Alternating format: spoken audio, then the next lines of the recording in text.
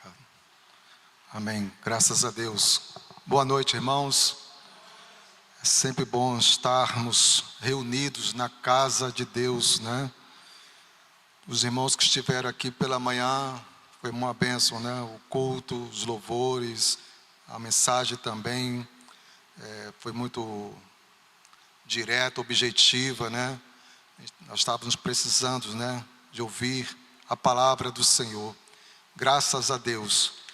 E nessa noite, né, coube a mim essa responsabilidade muito grande. E todas as vezes que eu estou aqui, os irmãos não conhecem o meu coração, né? A gente dá aquele um pouquinho assim de tremor por dentro, né? Natural, né? E é bom, é saudável isso, né? Porque a gente mostra dependência de Deus, né? Porque aquele que assumir esse púlpito sem esse requisto de temor, né?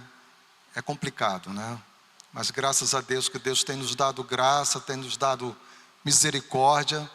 E graças a Deus pela vida dos irmãos que estão aqui, independentemente de quem esteja aqui pregando a palavra, o mais importante é que nós estamos aqui por causa de uma única pessoa.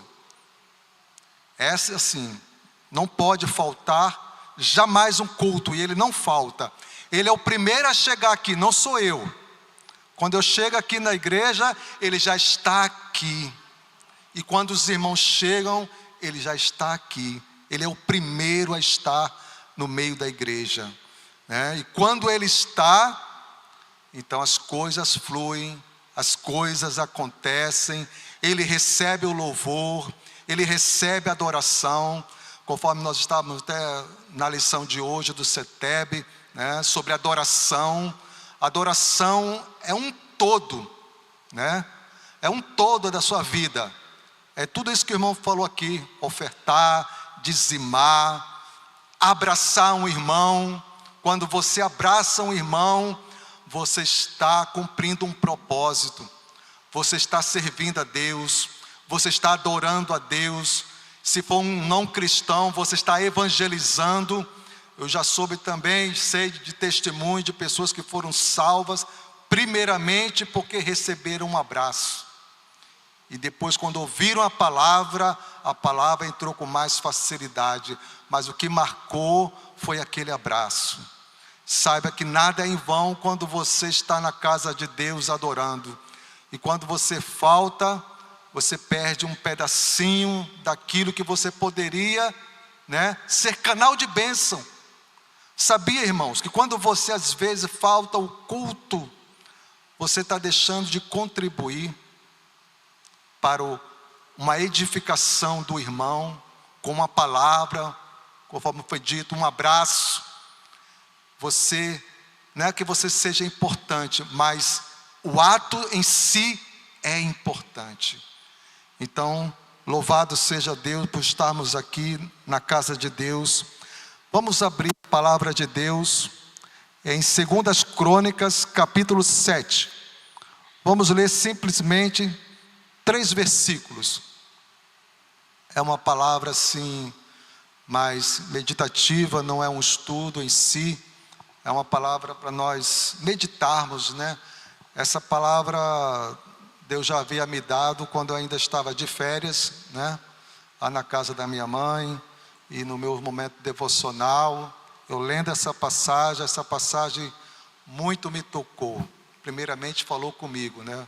Foi o primeiro a ser abençoado, e creio eu que os irmãos também vão ser abençoados também, né? É uma palavra curta, mas assim, ela é bem pertinente, ela assim, é bem objetiva e muito profundo. Nós vamos aqui descobrir coisas que às vezes a gente lê a palavra de Deus assim, né? Mas há um momento quando você se liga no céu, Deus abre o entendimento, Deus abre o seu coração, e aquilo salta assim nos seus olhos, e você entende a revelação do Senhor, que já está aqui na palavra, ela já está aqui, né, embutida na palavra, né? 2 Crônicas 7:14. Mas antes vamos orar, vamos curvar as cabeças. Senhor Deus e Pai, Em nome do Senhor Jesus Cristo, Pai, queremos te agradecer, Senhor, por este momento, Senhor. Ainda estamos em culto, Senhor Deus e Pai. Nós louvamos, ó Deus e Pai, ofertamos, ó Pai, ó Deus Todo-Poderoso. Foi dados os anúncios aqui, Senhor, ó Deus, e tudo isso é culto, Senhor Deus e Pai. E agora nós vamos ouvir a Tua palavra, Senhor. Continua falando conosco, Senhor. Continua falando comigo, primeiramente, Senhor. Fala comigo, fala com os irmãos. Nos dá, Senhor Deus e Pai, entendimento da Tua palavra. Que possamos sair daqui, Senhor, com a Tua palavra em nosso coração, Senhor. Em nome do Senhor Jesus. Amém. O título, eu coloquei um título, né? Porque toda mensagem é sempre bom você dar um título, porque ela vai condizer com o que você vai falar, né? Então o título para essa mensagem é: quando Deus manifesta a sua glória. Os irmãos sabem mais ou menos, né? Tem mais ou menos ideia do que é a manifestação da glória de Deus. Os irmãos que já leram a palavra, já leram algumas passagens onde Deus manifestou a sua glória. E quando Ele manifestou, algo acontece, não é isso? E aqui não foi diferente. Então imagine os irmãos aqui reunidos, né? Qualquer irmão que esteja aqui pregando, seja o próprio pastor. Aí de repente Deus visitasse essa igreja com a sua glória. Conforme, não nitidamente nesse contexto aqui, né? De fogo, né? Mas de outro sentido, daquela presença, né, a ponto de haver aqui um silêncio que não se escutasse nem o som de um mosquito, só o silêncio. Caísse assim um profundo temor no coração de cada um de nós aqui, e de repente nós ficássemos extasiados, olhando um para o outro em silêncio, uns encurvados e perguntando: o que está acontecendo? Que presença é essa? Os irmãos já pararam para pensar nessa possibilidade? Isso no contexto histórico atual já ocorreu várias vezes. Já ouvi relatos, testemunhos, né, de pregadores, né, onde houve essa manifestação da presença de Deus, da glória de Deus. E quando se trata da manifestação da glória de Deus, está se falando da própria presença em si, tão clara, tão real, a ponto de tocar-nos profundamente. E muitas das vezes a gente não sabe porque isso ainda não está acontecendo em nosso meio. Mas a culpa nunca esteve em Deus, sempre em nós. Porque é isso que Deus quer fazer. Aqui foi num outro contexto. Vamos ler aqui. E vamos também ver o que é essa glória, né? E como ela se manifesta também em outros contextos. Não só nesse contexto aqui. Vamos ler. Aqui diz a palavra de Deus: tendo Salomão acabado de orar, desceu fogo do céu e consumiu o holocausto e os sacrifícios. Agora preste atenção. E a glória do Senhor encheu a casa. Ouviram isso? Primeira vez, né? Versículo 2. Os sacerdotes não podiam entrar na casa do Senhor, porque a glória do Senhor tinha enchido a casa do Senhor. Segunda vez. Versículo 3. Todos os filhos de Israel, vendo descer o fogo, e o quê? E a glória do Senhor sobre a casa. O que eles fizeram? Se encurvaram com o rosto em terra, sobre o pavimento, e adoraram e louvaram o Senhor, porque é bom, porque a sua misericórdia dura para sempre. Se os irmãos prestarem atenção aqui, quantas vezes apareceu a frase, a glória do Senhor? 3 vezes. Podemos dizer que estava presente o Deus Pai, o Deus Filho e o Deus Espírito Santo. E nesse contexto aqui, o que aconteceu? Como se deu a manifestação da glória de Deus? Nós vemos aqui, o próprio texto está dizendo. Diz que, tendo Salomão acabado de orar. Então a primeira coisa, o que estava acontecendo aqui no contexto, se os irmãos lerem o contexto, é um contexto grande, extenso, não dá para nós lermos aqui, ficaríamos aqui alguns minutos, mas leiam em casa o contexto. Salomão aqui está fazendo uma oração de consagração.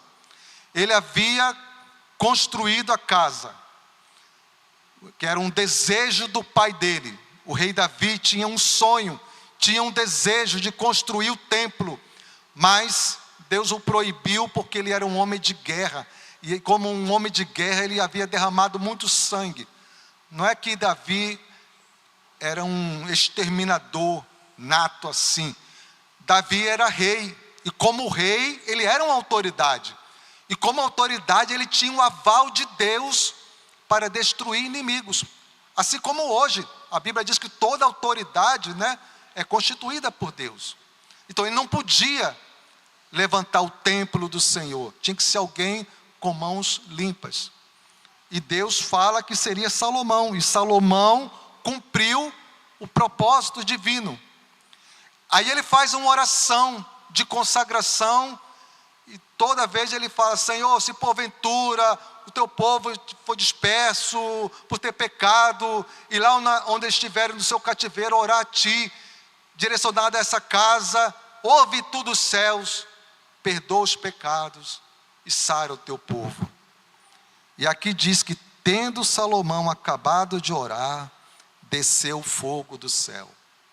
Não foi fogo posto pelo próprio rei Salomão, não foi um fogo natural, foi do alto, para mostrar, Deus estava mostrando que estava recebendo aquele culto, recebendo aquela adoração, recebendo aquela oração, dizendo, eu ouvi a tua oração. No contexto mais adiante, Deus vai falar isso para ele, vai aparecer em sonho.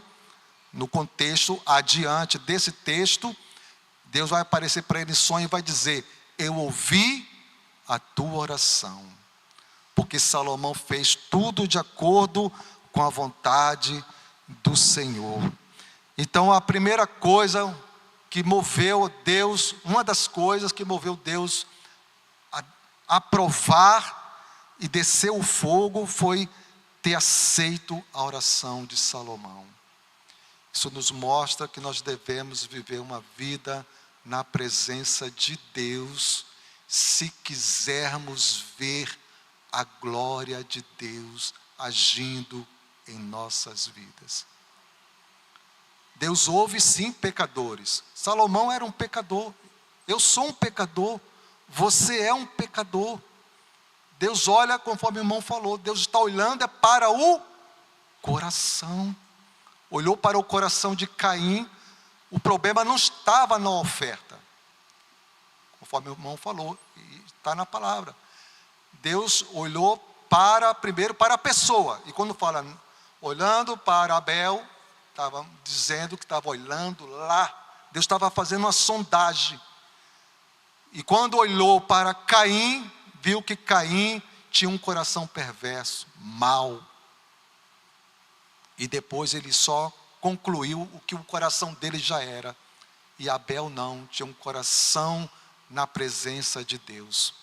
Por isso que Deus aceitou a oferta de Abel. E aqui Deus ouviu a oração de Salomão. Então a primeira coisa que nós temos que entender, irmãos, para nós sermos aceitos pelo Senhor, é termos um coração íntegro.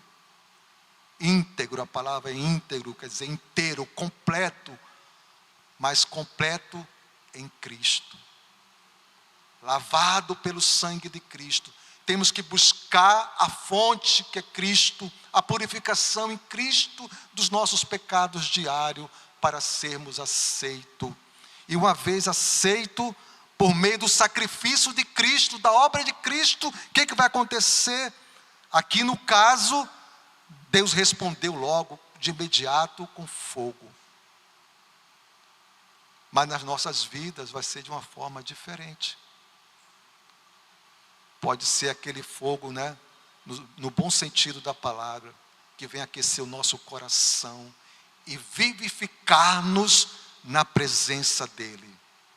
Mas para isso temos que recorrer à fonte, que é Cristo Jesus.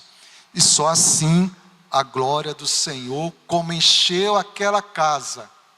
Aí o que diz aqui no versículo 2? Os sacerdotes não podiam entrar na casa do Senhor. Aonde a glória de Deus entra, Deus coloca o homem no seu devido lugar. O homem fica quietinho lá.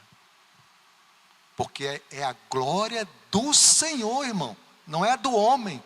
É a glória do Senhor. E aqui diz que os sacerdotes, Deus havia aceito a oferta, respondido com fogo. Mas quando eles viram a glória de Deus, eles olharam assim, viram aquele fogo descendo, consumindo o holocausto. Ele falou, não, Deus está aqui.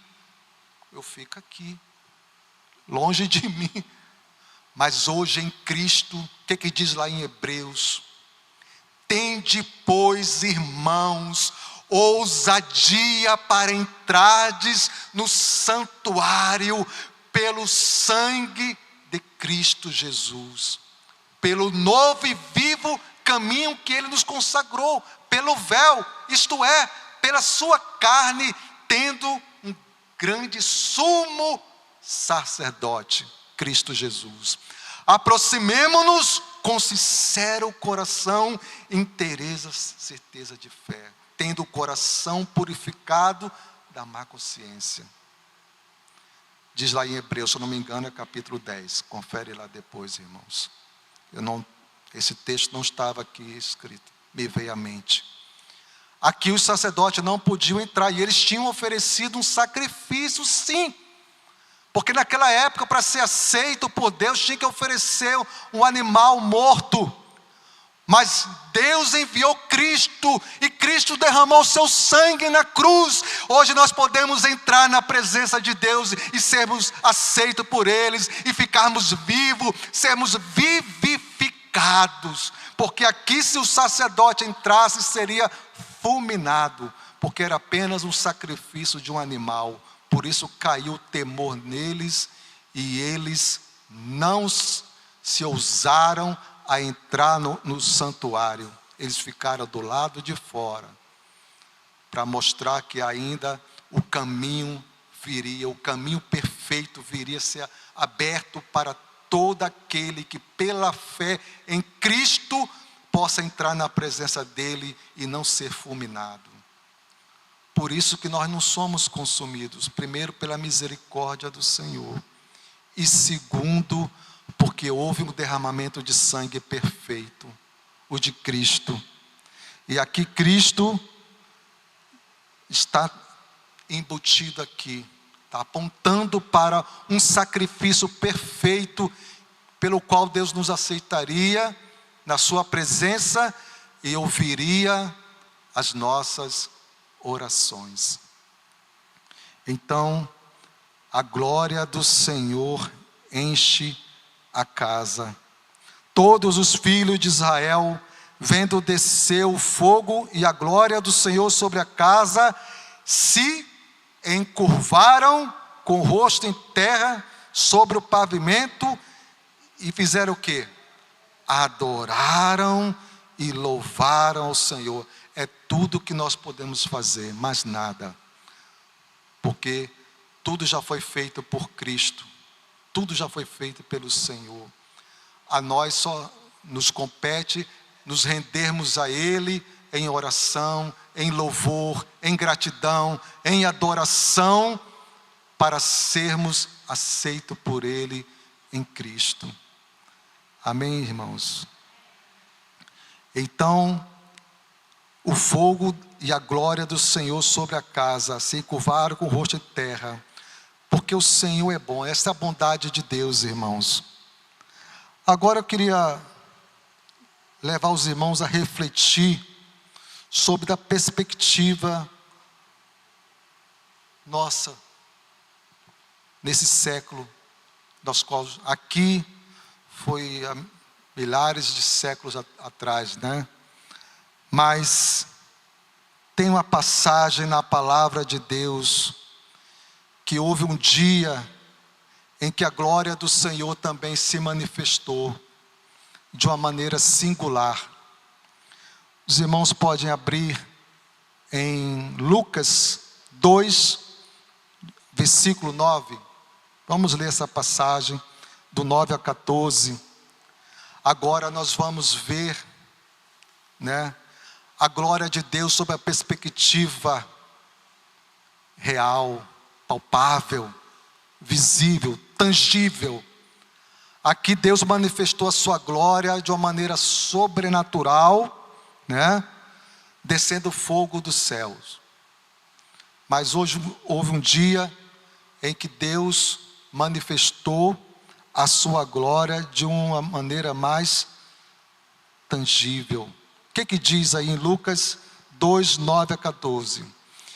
E um anjo do Senhor desceu aonde eles estavam, e a glória do Senhor brilhou ao redor deles, e ficaram tomados de grande temor.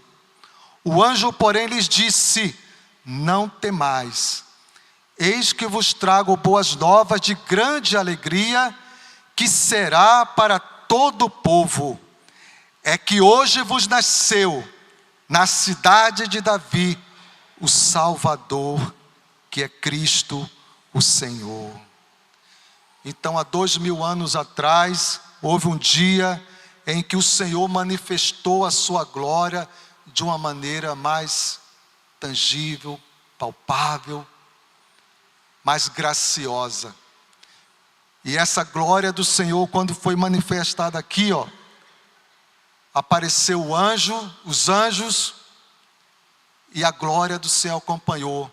Mas aqui estava trazendo a boas novas de uma notícia.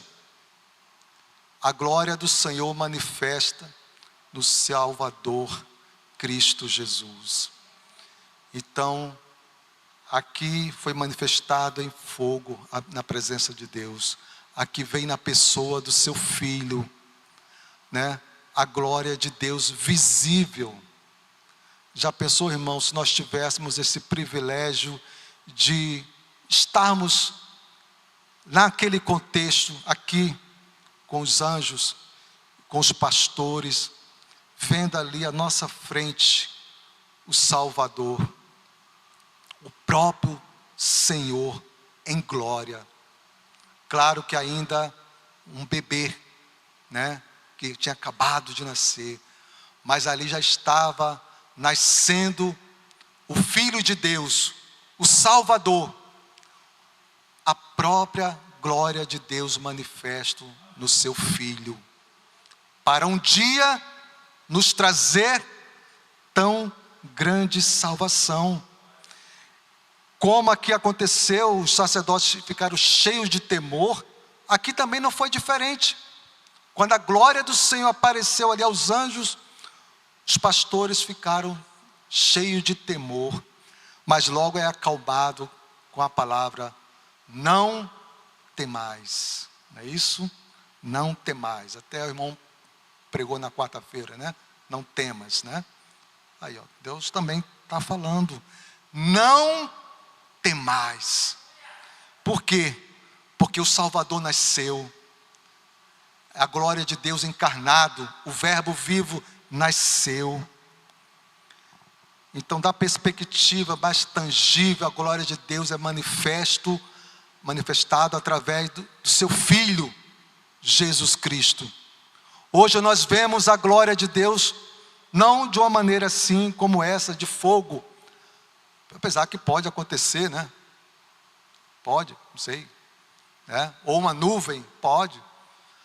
Mas, mais do que isso, Deus veio na pessoa do seu Filho, a própria glória de Deus manifestada no seu Filho, nasceu para nos trazer salvação.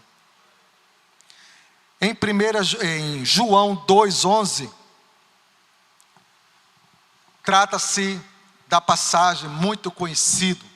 Aqui só está um versículo, porque não temos condições de ler toda a passagem, porque ficaria muito exaustivo.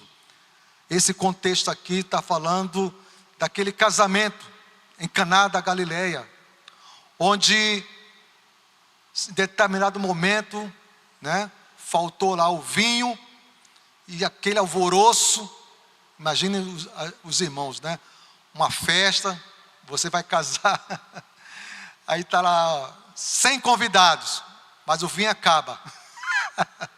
Acaba o vinho e faltou para 50. Os 50 primeiros tomou os outros 50. Como é que você ficaria? Você é o noivo, a noiva. Como é que você ficaria? Vergonha, né? Graças a Deus nunca aconteceu, né? Todos os casamentos que a gente já foi, sempre tem fartura, né? Mas aqui faltou. Aí houve aquele desespero, amanhã não tem vinho. Que tenho eu contigo, mulher? Ainda não é chegada a minha hora. Aí aqui Jesus opera o milagre da transformação. Houve aqui o quê? João 2,11 diz: com este sinal, deu Jesus princípio a seus sinais, porque primeiro foi um, para depois vir os demais sinais. Em Caná da Galileia. E o que diz? Manifestou a sua glória, irmão. E os seus discípulos creram nele. Os irmãos estão entendendo? O Filho de Deus, revelado nas Escrituras, vem em glória, e principia, dá início aos seus demais sinais que ele faria. Onde foi? Um casamento. Aqui foi junto com a multidão. Isso para mostrar o quanto o Senhor é interessado por família. Por isso que Satanás tem uma sede enorme de destruir famílias. Toda vez que ele consegue destruir um lar, colocar a mulher para um canto, o homem para o outro. Eu vi de um lar assim. Eu creio que uma boa parte de irmãos também vieram de um lar destruído, arruinado. Eu cresci, fui criado mais pela minha mãe, tive presença materna. Minha mãe era meu referencial. Eu olhava, os meus irmãos tudo pequenininho, e eu olhava minha mãe. Não tinha pai, eu era criança, tinha 10 anos, 9 para 10 anos, quando minha mãe não suportou mais, deu um chute lá no meu pai, porque não aguentou mais, então tomou a decisão, e graças a Deus pela decisão. Não foi porque ela queria, foi mais pelo sofrimento. Aí vem Jesus e opera, manifesta a sua glória. Irmãos, a manifestação da glória de Deus, Deus quer dar esse início, é dentro das nossas casas, irmãos. É com o cônjuge, é com os filhos.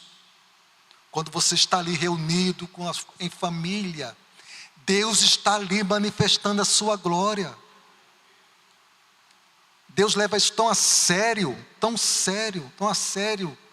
que quando um casal está brigado, Deus não ouve a oração do marido, não.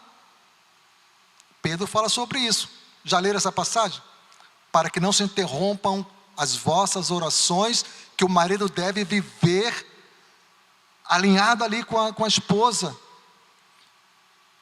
E a oração do marido é rejeitado, porque ele é o cabeça. Por isso nós vemos. Porque Deus manifestou a sua glória no Novo Testamento, não foi no meio de uma multidão, não foi para um indivíduo, uma mulher. Depois foi. Ele curou individualmente, ele ressuscitou individualmente, ele multiplicou pães, né? Entre a multidão. Mas quando ele manifestou a sua glória, ele fez questão de se manifestar na família, na vida de um casal. Os irmãos estão entendendo?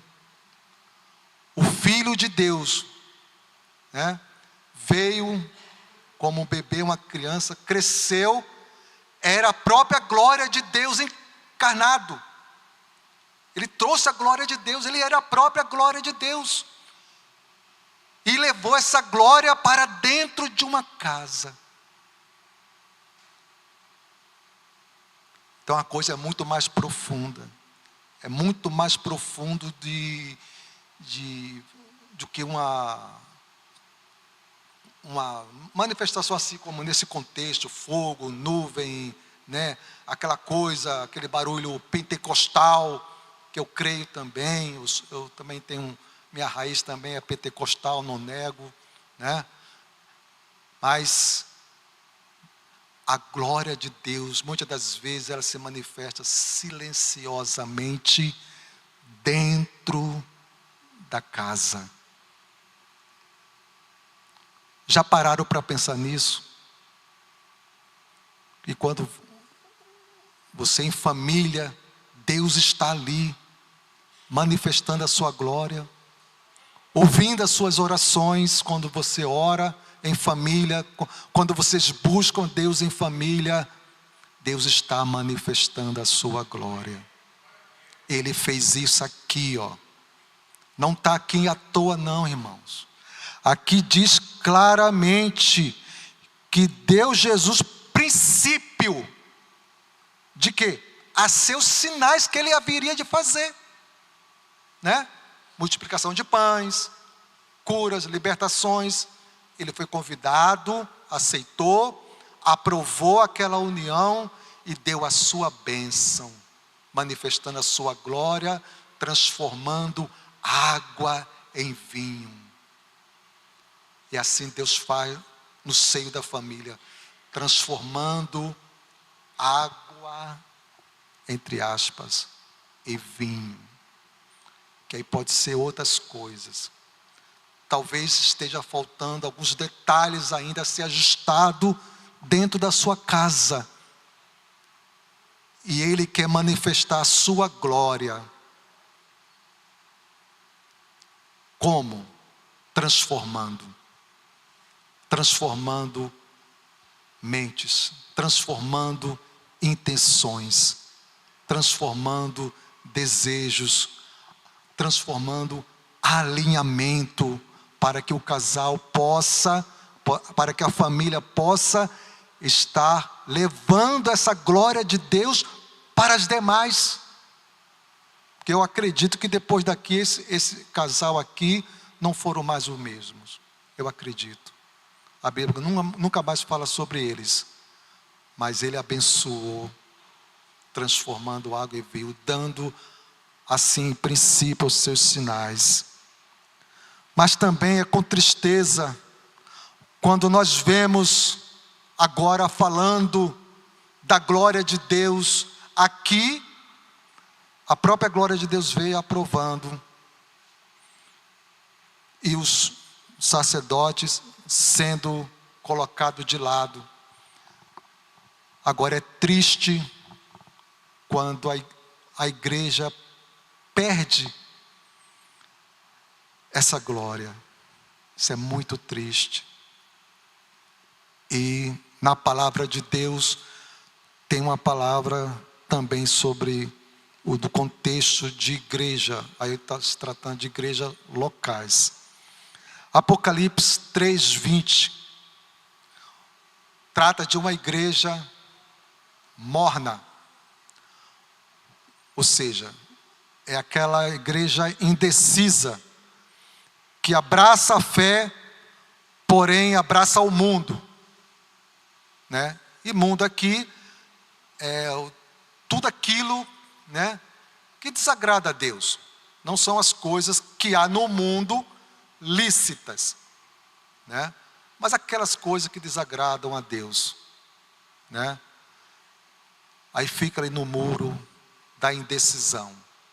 E essa igreja é chamada-se Laodiceia. É a igreja indecisa, quer Cristo, quer a glória de Cristo, mas quer as riquezas do mundo, né? E riquezas aqui são aquelas coisas, podemos dizer, ilícitas, aquelas coisas que realmente desagradam a Deus, que Deus desaprova na sua palavra, né? É a ganância, né? A ganância é diferente do próspero, da prosperidade. Nada contra a prosperidade, mas volto a dizer, é o coração. É aqui que nós temos que vigiar. Por quê? A igreja de Laodiceia chegou a esse ponto. Aí Jesus repreendeu ela, porque foi ela que colocou Jesus do lado de fora. Por incrível que pareça. Mas, irmão Ângelo, como é que é isso? Deus não é soberano? Como é que vai permitir que um mortal, pecador como nós, colocamos eles do lado de fora? Metaforicamente falando, né, irmãos? É um termo de linguagem para os irmãos entenderem. Deus é soberano, Deus é o Senhor da igreja, mas nossas ações, nossas escolhas, atitude, podemos colocar. Fica aqui, Senhor. Deixa que eu estou aqui no controle. Aqui os sacerdotes achavam que estava no controle. Quando a glória de Deus veio, eles, opa, alguém está no trono. Então, fica aqui. Já a igreja que perdeu o temor a Deus, agiu dessa forma. Aí, o que diz o versículo 20?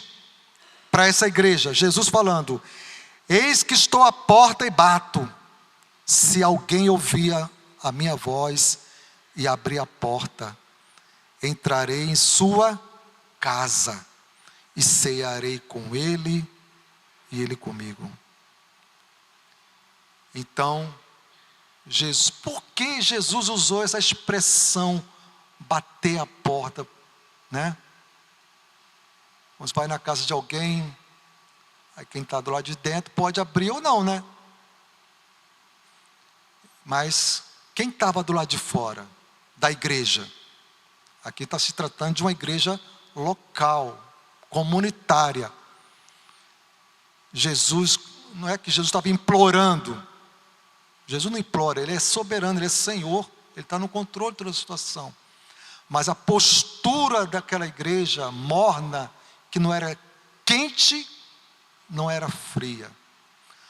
Uma igreja fria é aquela gelada que não tem nem reação. Quando você está com tanto frio assim, né? Fica até passando mal, né? É uma igreja, metaforicamente, é uma igreja gelada, é essa. Ela não tem aquela reação, mas ela está querendo ser aquecida, né? E o quente, ele vai querer ser mais quente, né? Vai querer ser aquecido, mas o morno está no meio termo, está aqui, em cima do muro. E todos que estão em cima do muro já decidiram. Já estão do outro lado, estão no engano. Mas Cristo está o quê? Batendo. Eu quero entrar, eu quero ser o Senhor de vocês, eu quero governar vocês. Mas o que vai acontecer? O que acontece?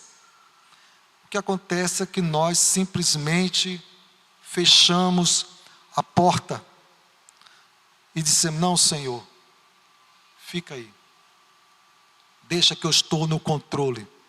da situação.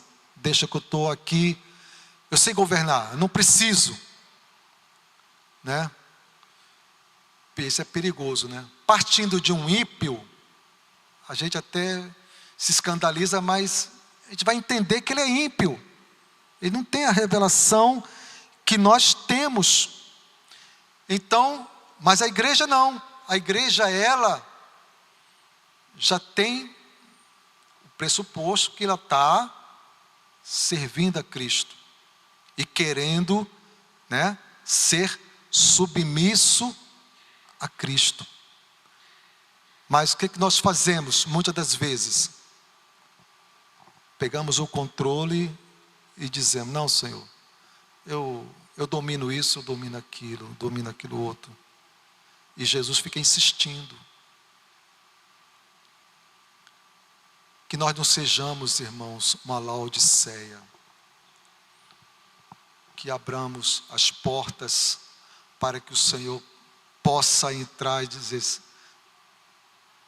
agora vocês vão ver a manifestação da minha glória na vida de vocês. Quando nós tomarmos essa decisão, irmãos, porque tudo é uma questão de quê? Decisão. Não é isso? Os irmãos que viviam a vida aí, eu tô tentando, irmãos, eu já tomei duas decisões. Pequenininha, né? Do cotidiano. Evitar doce, coisa que eu amo, né? E adoçar o café. Horrível, confesso, irmão, é horrível. Tomar café sem açúcar, né? Acostumado com aquela coisa doce, aí bota o amargo, tem que acostumar. Mas às vezes são essas pequenas mudanças que nós fazemos na vida que vai fazer diferença lá na frente. Meu cunhado, tem um outro cunhado agora, que não sabia que era diabético, nem era hipertenso. Passou tão mal, não queria ir para o hospital. Quando foi tudo no pacote.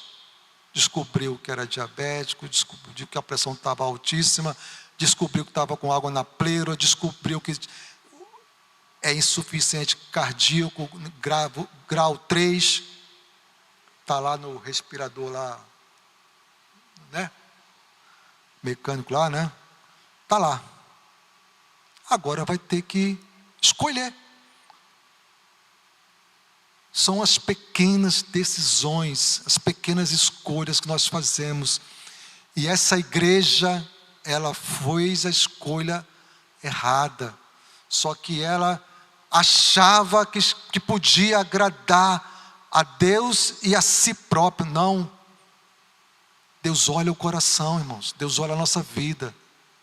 Que nós possamos a cada dia colocar a nossa vida nas mãos do Senhor e dizer: Senhor, vem governar, vem reinar, porque eu não sei governar a minha vida, eu não sei fazer uma escolha certa, eu não sei tomar uma decisão, mas quando nós tomarmos essa decisão de entronizarmos o Senhor na nossa vida, eu não sei se a igreja da Laodiceia voltou atrás e realmente se arrependeu. Quero crer que sim. Mas hoje nós temos a oportunidade de chamarmos o Senhor para o centro, a ponto de nós fazermos isso aqui conforme esses sacerdotes fizeram. Se prostraram e adoraram ao Senhor.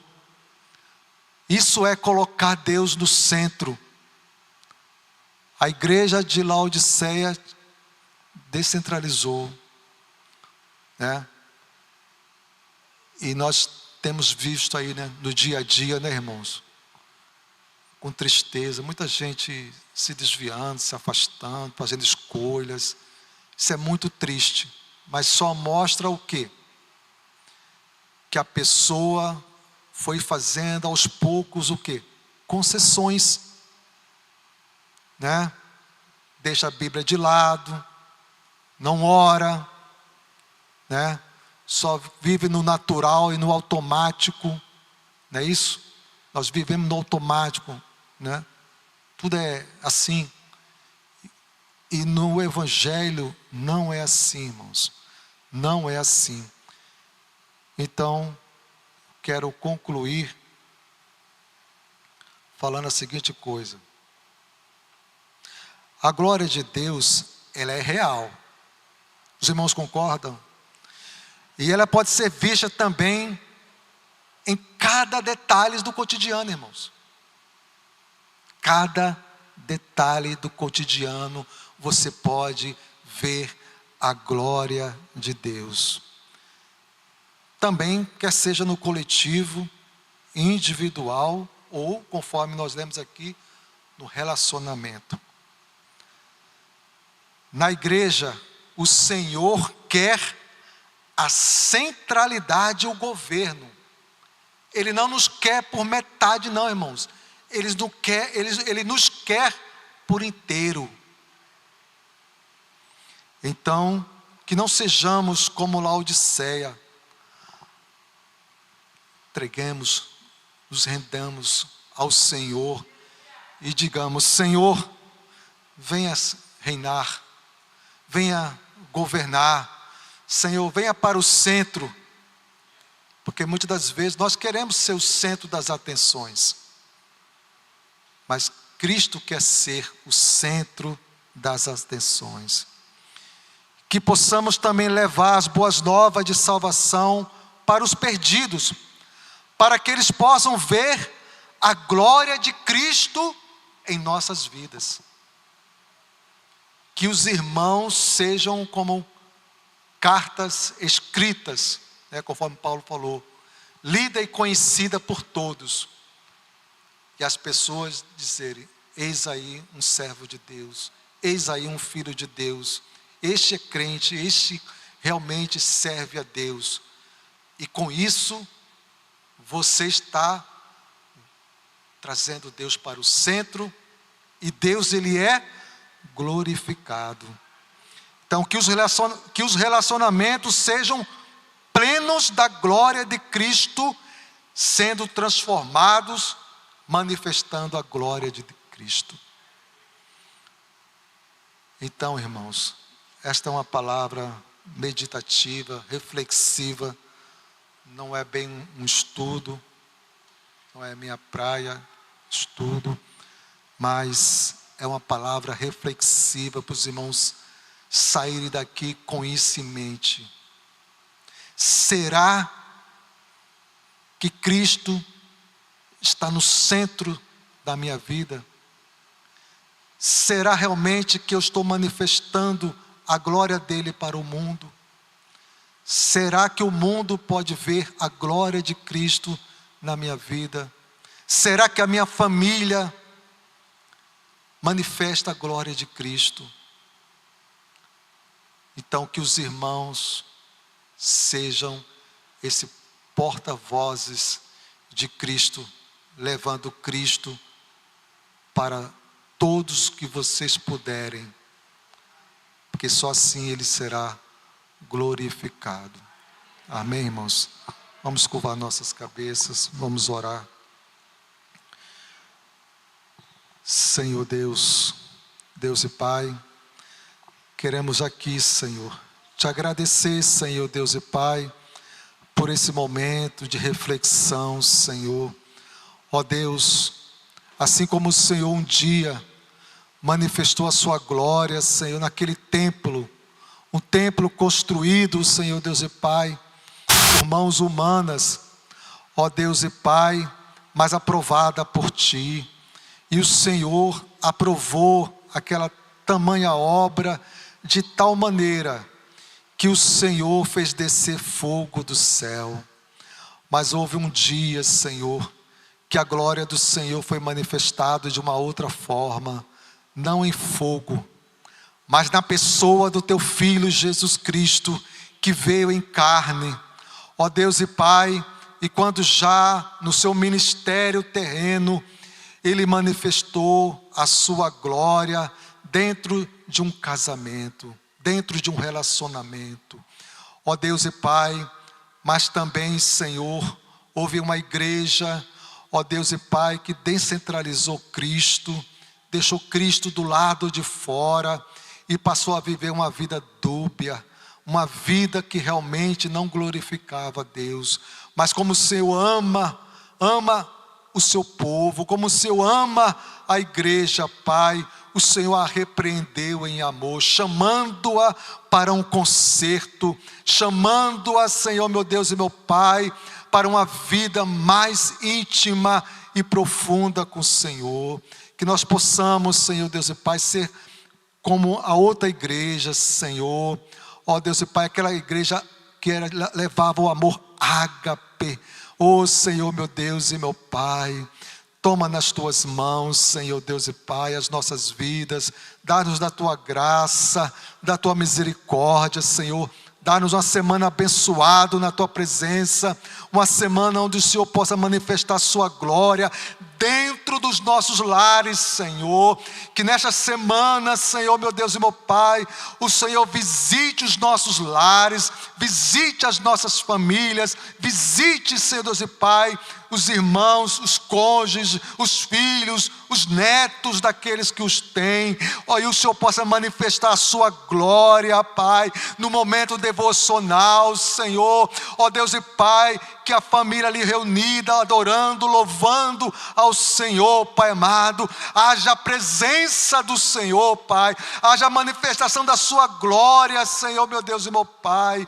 Ó Senhor, meu Deus e meu Pai, visita as famílias aqui representadas, visita os irmãos, visita as irmãs, visita a casa, visita o trabalho, visita, Senhor Deus e Pai, as nossas vidas, Senhor. Toma nas tuas mãos, Senhor.